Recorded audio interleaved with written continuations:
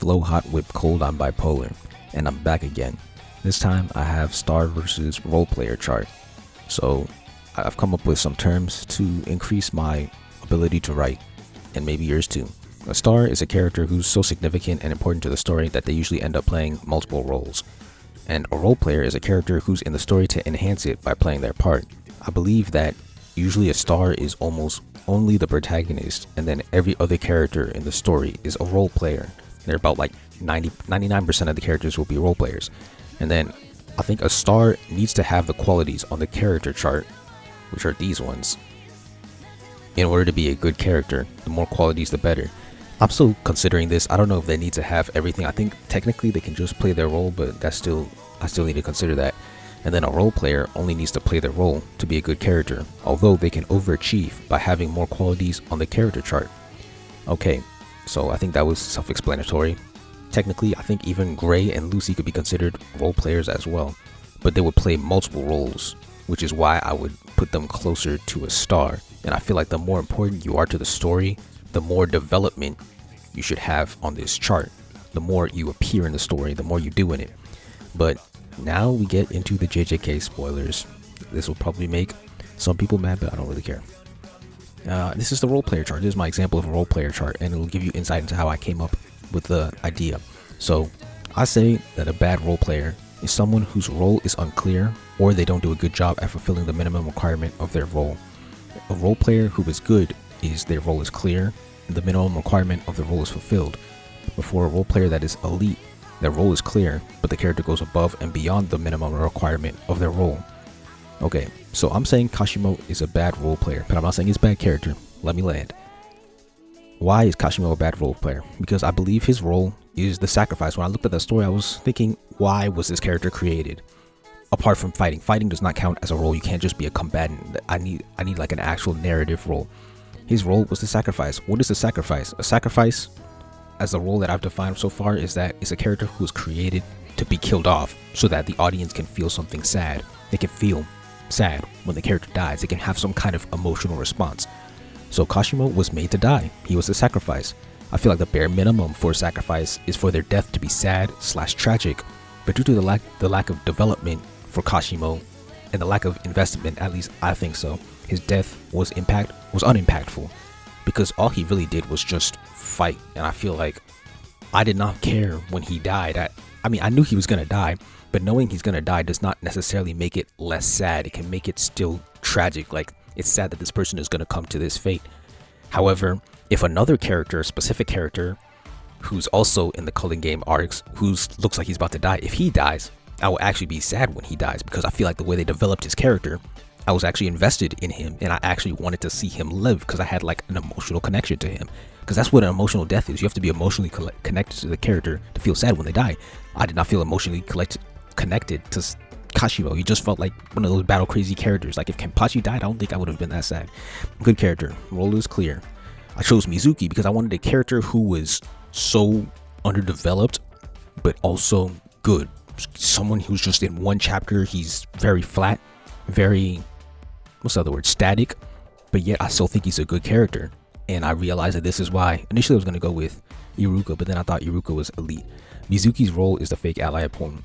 The fake ally opponent is basically a traitor. There's someone that looks like an ally, but they're really an opponent. Mizuki's set up as Naruto's ally, but then it's revealed that he's Naruto's enemy. The twist is surprising and emotional, which is the goal of a traitor twist. He has no backstory or other qualities, but he played his role so well. That's why I think he's a good character, because then I was thinking, is Mizuki a bad character simply because he doesn't have the traits on this chart? No, he played his role in the story. He was created to be this character who you thought was on the main character's side, but then he betrays him. And that's exactly what he does in the story. He plays that perfectly. So didn't he do his job? Does that mean he's a bad character just because he doesn't have all those other things? I don't think so. And that's what I think is the job of a role player. The role player plays their role. Like in a sports team, probably basketball is the best example.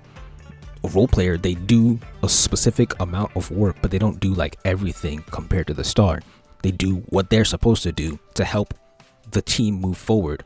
A role player does what they're supposed to do to help the story become slightly better. They're not like carrying it on their back. And then elite. I have Byakuya here because I said his role was the thematic opponent. In the arc, His goal was to oppose Ichigo's philosophy. His job is to challenge Ichigo on his philosophy. Ichigo was like, I'm gonna save Rukia, I don't care about the rules. And Byakuya was saying, nah, we gotta follow the rules, no matter what, even if I have to kill my own person. He does this by taking a stance that Shinigami should obey orders no matter what. He surpasses his role by having a backstory and relationship with his victim that makes his dedication to his philosophy even stronger, and having a character arc where he changes his stance after defeat. Alright, so that was a lot of words. What am I saying? I think he's elite because his backstory is connected to his role. He is one of the royal family of the Soul Society, so he believes that he has to uphold the rules, because if someone from one of the 3 royal families does not uphold the rules of Soul Society, then what does that say for everyone else? Why would anyone else want to follow the rules? He has to set an example. That's what he believes. And then he has a relationship with the victim as well. He is Rukia's stepsister. He married Rukia's sister, so they're related by sister-in-law, my bad. He's Rukia's brother-in-law, and he's still deciding to kill his own family member to uphold the rules, to uphold his philosophy. And that makes his dedication so strong to his philosophy, and that makes him such a strong opponent to Ichigo, and it makes the whole philosophical idea much more serious. Because if he was just doing it and he had no connection to the opponent, he had no connection to Rukia, it would not feel as strong, he would not feel as dedicated. But because he has all of that, that's what makes him such an elite character. And I feel like one of the signs of a role player is that once they complete their role, if they die, would you feel like you wanted more? Would you feel like the character was actually wasted in the narrative? If Byakuya died after the Soul Society, I feel like he would still be an amazing character. It would not matter if he didn't fight anymore, if he didn't do anything else, because he played his role and he made the story better for it, clearly. I said same thing with Mizuki. He does not appear after chapter 1, but he made the story better for him, for his appearance. His appearance increased the quality of the story.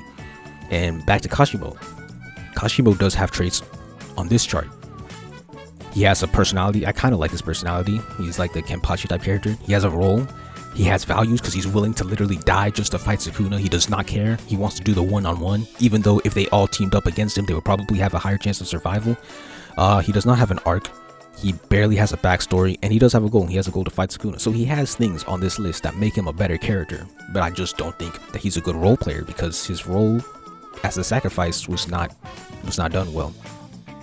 Okay, one more thing. When I'm comparing the quality of 2 characters, I'm looking at this character chart. I'm looking at these 6 values and I'm grading them.